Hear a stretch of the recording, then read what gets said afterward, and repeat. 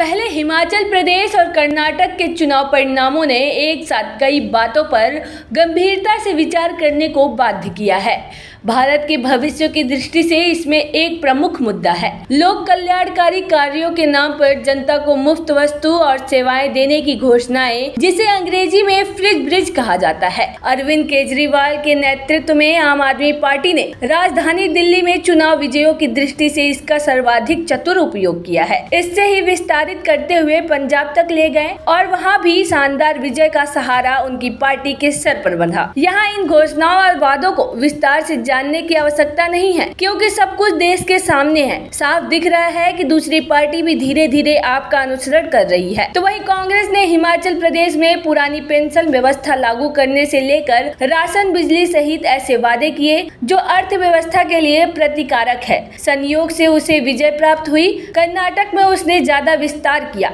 यह तो नहीं कह सकते कि बीजेपी इन दौड़ में बिल्कुल शामिल नहीं है, किंतु पुरानी पेंशन योजना की मांग को पूरी दृष्टि से उसने खारिज किया। भारत की अर्थव्यवस्था और भविष्य की दृष्टि से यह बिल्कुल सही स्टैंड है, किंतु कर्नाटक में उसने भी कांग्रेस के समांतर जनता को कुछ वस्तु और सेवाएं मुफ्त देने की घोषणा की। वैसे तो बता दें, हमारे देश के ज्यादातर नेता एक्टिविस्ट, जिनको भारत राष्ट्र के भविष्य की कल्पना नहीं, जो बड़ी कल्पनाएं नहीं करते, जो देश मूल मुद्दों और आम लोगों के समक्ष उत्पन्न चुनौतियों को समझने में सक्षम नहीं और उनका परिश्रम साध्य समाधान नहीं दे पाते, वे अपने को गरीब समर्थक साबित करने के लिए ऐसे ही राज्यों द्वारा मुफ्त दान की प्रतिस्पर्धा में शामिल होते हैं। तो वह स्वाभाविक ही इस अंधी दौड़ में जो पार्टी या व्यक्ति उसके विरोध में खड़ा होगा, वह राज्य के हल्ला बोल माहौल में गरीब विरोधी और पूंजीपतियों, कारपोरेट का दलाल और समर्थक तक करार दिया जाएगा। गांधी जी ने कहा था कि मैं देश में किसी मुफ्तखोरी की अनुमति नहीं दे सकता। उनका स्पष्ट कहना था कि शारीरिक परिश्रम के बगैर किसी व्यक्ति को भोजन नहीं मिलना चाहिए। वास्तव में अगर देखा जाए तो राजनीतिक पार्टियों की मुफ्त दान संबंधी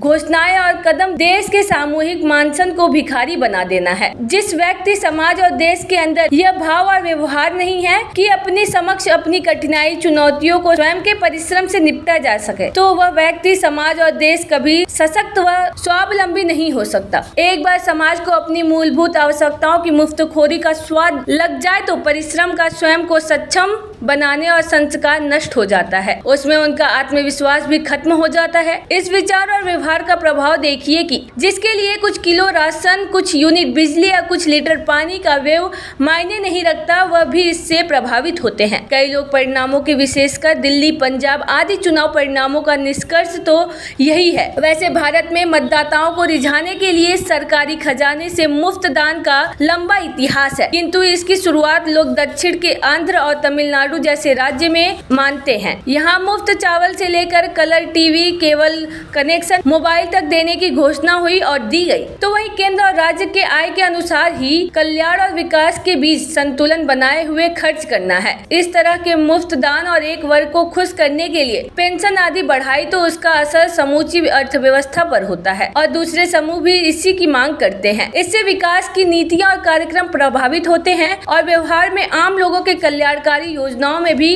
कठोरता करनी पड़ती है। तो राजनीतिक दलों के लिए भी इस तरह के मुफ्त दान और एक वर्ग को खुश करने के लिए पेंशन आदि बढ़ाई तो उसका असर समूची अर्थव्यवस्था पर होता है और दूसरे समूह भी इसकी मांग करते हैं। इससे विकास की नीति और कार्यक्रम प्रभावित होते हैं और व्यवहार में आम लोगों के कल्याणकारी योजनाओं में भी कटौती करनी पड़ती है। तो राजनीतिक दलों के लिए भी लंबे समय तक के लिए यह लाभकारी नहीं हो सकता। लोगों को उनकी आकांक्षाओं के अनुरूप सांस्कृतिक, शैक्षणिक, धार्मिक, सामाजिक परिवेश, सुरक्षा का वातावरण और विकास चाहिए और न होने पर वह किसी पार्टी को सत्ता से हटा सकते हैं। एनटी रामाराव के नेतृत्व में ही तेलुगु देशम पार्टी की चुनाव में बुरी तरह पराजय हुई। अकाली दल ने भी पंजाब में लोगों को मुफ्त में काफी कुछ दिया, लेकिन यह उनकी सत्ता की अस्थायी गारंटी नहीं बन सकता। इसके विपरीत गुजरात में भाजपा लगातार 1995 से सत्ता में है। वहाँ के मतदाताओं ने आम आदमी पार्टी की मुफ्त घोषणाओं को स्वीकार स्वीकार नहीं किया। ये उदाहरण राजनीतिक दलों के लिए सीख होनी चाहिए। तो वही वास्तव में मुफ्त दान या फ्रिज ब्रिज से विजय चुनाव परिणामों का केवल एक पक्ष है। 2014 में देश ने नरेंद्र मोदी के नेतृत्व में बीजेपी को लोकसभा में पूर्ण बहुमत दिया, जिसकी कल्पना नहीं थी। उस समय बीजेपी ने लोगों के खातों में नकदी पहुंचाने या मुफ्त दान की घोषणा नहीं की थी और न ही उन लोगों को इसकी उम्मीद थी। देश का सामूहिक मानसन भारत को दूसरे रूप में देखना चाहता था और मोदी में उस अपनी कल्पना का प्रतिबिंब दिया था। तो वहीं हिमाचल या कर्नाटक की पराजय बीजेपी के अंदरूनी कला की परिधि थी। आखिर किसान सम्मान निधि, कोरोना काल से अब तक मुफ्त राशन सहित घोषणा पत्र में स्वयं कई मुफ्त वादों के बावजूद उसे पराजय मिली, तो कल्याणों की गहराई से समीक्षा करनी चाहिए। अगर शीर्ष केंद्रीय नेतृत्व की तरह राज्य संगठन और सरकार अपने लक्ष्य, विचारों और योजनाओं के प्रति ईमानदारी और प्रतिबद्धता परिलक्षित करेंगे तो जनता नकार नहीं सकती। तत्कालिक परिस्थितियों में किन्हीं कारणों से पराजय मिली तो फिर से वापसी भी हुई। कई दूसरे दलों के साथ भी यही लागू होता है। अगर बीजेपी जैसी पार्टी भी इस अंधी दौड़ में शामिल हो जाएगी तो